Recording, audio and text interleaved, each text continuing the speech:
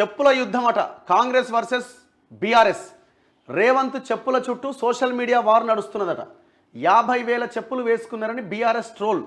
కవిత 20 లక్షల వాచ్ సంగతి ఏంటని కాంగ్రెస్ ఎదురుదాడి. రైతులు ఖరీదైన చెప్పులు వేసుకోకూడదా అంటూ నిలదీతట. అయ్యో, ఇప్పుడు ఆయన వేసుకున్న చెప్పులు 50,000 అట. మరి 50,000 చెప్పులకి అటు ఇటు అవుతున్నది, మరి 20 లక్షల వాచ్ ఎట్లా పెట్టినామని ఇల్లు.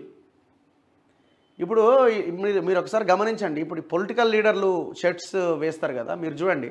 ఇప్పుడు హరీష్ రావు, కేటీఆర్ వీళ్ళందరూ వేసే షర్ట్స్, ఇంక్లూడింగ్ రేవంత్ రెడ్డి, చాలామంది లీడర్లు, చాలా అంటే కొంత డబ్బులు బాగా ఉండి ఆర్థికంగా బలంగా ఉన్న లీడర్లు వేసే షర్ట్స్ ఒకసారి చూడండి మీరు. ఒక్కొక్క షర్ట్ ఖరీదు 50,000 రూపాయలు ఉంటుంది. వైట్ కలర్ షర్ట్ మామూలుగానే కనిపిస్తుంది మీకు.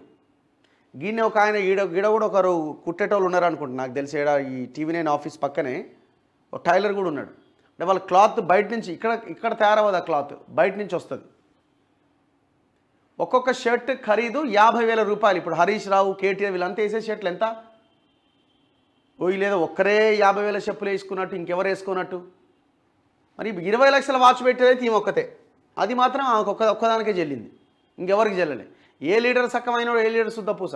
ఎవడు జెన్యున్గా సంపాదించినడు ఉన్నాడు ఈ దేశంలో, ఈ రాష్ట్రంలో? ఒకటి పేరు చెప్పండి.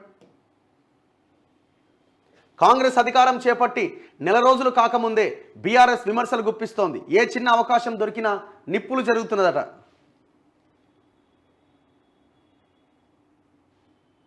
ఏడుంది ఈ చెప్పు?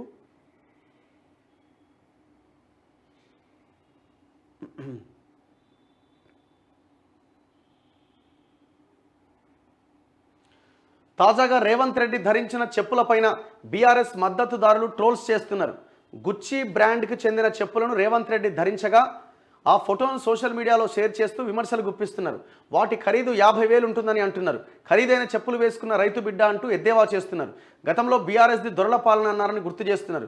ఆ సమయంలో మాజీ సీఎం కేసీఆర్ 400 చెప్పులు ధరించారని, కానీ ప్రజాపాలనని చెబుతున్న రేవంత్ మాత్రం 50,000 చెప్పులు ధరించారని సెటైర్లు వేస్తున్నారు. ఆ చెప్పులు, మరి కేసీఆర్ వేసిన చెప్పులు 400కి ఏడ దొరుకుతాయి చూపిరు.